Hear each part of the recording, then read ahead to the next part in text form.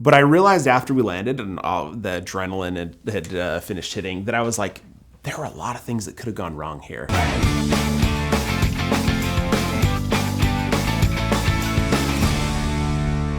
This story in particular applies to me wanting to become that backcountry pilot, making some mistakes that fortunately did not have any big issues, but did enough to really humble me and make me realize I've got a long way to go. So I went up with my dad. We were looking to purchase some land, which we've now bought, and we've got a beautiful 2,000-foot runway that we're going to be putting on it. That's already been cut out, but we're making this really cool place that other pilots can come visit now that it's safe and we've graded and made it a runway. But when we were going out there, we were like, you know what, we're going to go try to land on this land because it looks, from the air, it looks pretty flat. And so we took our RANs up there, and RAN's amazing, capable aircraft. We've got bush tires on it. It's capable of doing some pretty cool stuff. But again, I've only got a couple hundred hours in this RANs at this point. I'm still relatively fresh. I have not done that many backcountry landings. I've done a lot of dirt fields, but again, a groomed dirt field, which is made for this. But I was like, you know what? I'm going to go like pave the way because I see all these other pilots on social media that are finding places, they're paving the way in aviation. So we went up there, and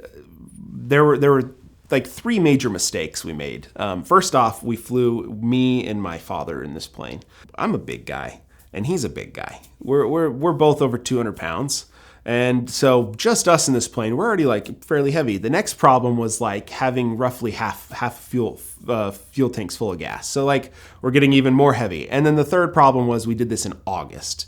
Actually, there's four problems because we also did this in August in Utah. Utah historically is known for very high density altitude crashes. Just people flying into Utah, coming in heavy and hot, and then they land no problem, but then they go to take off, the airplane doesn't perform, and it ends in a crash. And a lot of the times it ends in their death. It's really it's a place you need to respect when you go flying. So we're going up to this land, which is, by the way, at 7,000 foot elevation in August in the afternoon. So really density altitude is probably well over 10,000 feet at this point. And we found a spot that we were comfortable with landing, and we brought it in. And honestly, things were fine. We landed it just fine. But I realized after we landed and the adrenaline had finished hitting that I was like, there were a lot of things that could have gone wrong here. First off, in all these bushes that look like little bushes when you're flying over them, when you get down there, they're like taller than your tire. I was like, oh, those are big. And then you notice inside every bush is a rock that would probably ruin your day.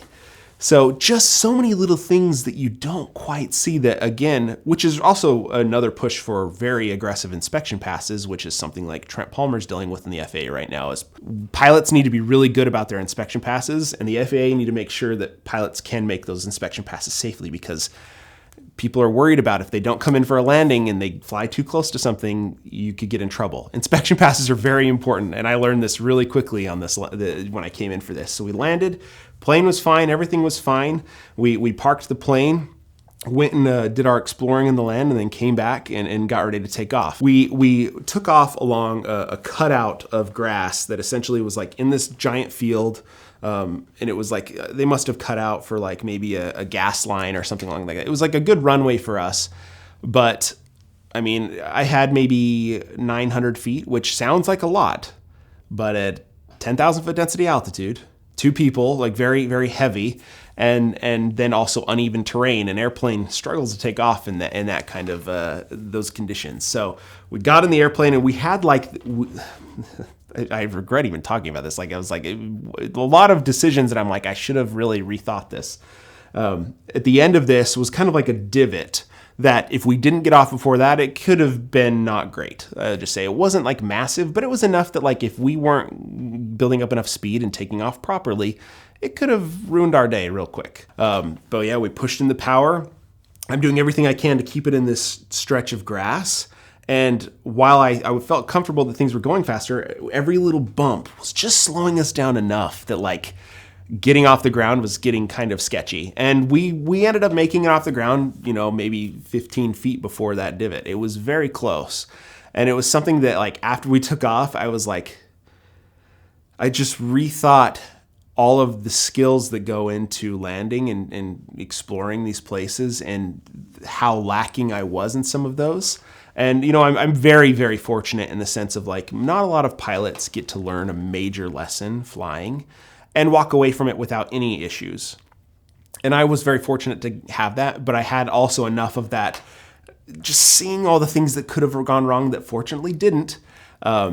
It really humbled me. And now I'm very cautious about my backcountry landings. Right now, honestly, I haven't even done like a true off-field landing since then, because I just know that I need to go with people who have that experience, who have maybe already paved that path, who are very, very incredible aviators, who I can kind of start to get more comfortable and learn all of the steps that go into play into landing in some of those places. So yeah, it's always respect your plane, your skill set, and don't always do what other pilots are doing. They know what they're doing. It doesn't mean that it'll always, convert to you being able to do the same thing.